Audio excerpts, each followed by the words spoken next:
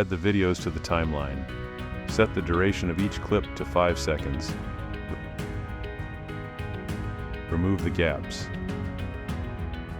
Select all clips and add video transitions. Choose Trim Clips. Select the first transition, right-click it, and choose Convert to Fusion. Now the Fusion icon appears in the inspector. Click it. First, delete the existing transition. Go to Effects and add Paper Edge. Add a polygon node. Go to the first frame and outline the screen with a small margin.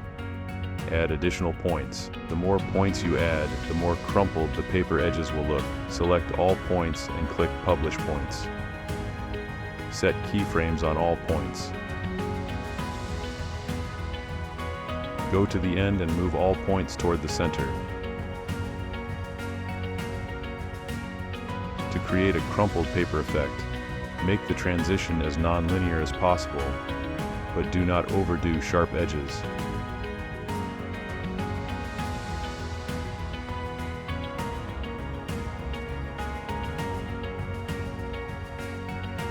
Also adjust the paper edge settings in Paper Edge. Now let's add a crumpled paper texture. Add an image and connect it to Paper Edge through a merge node.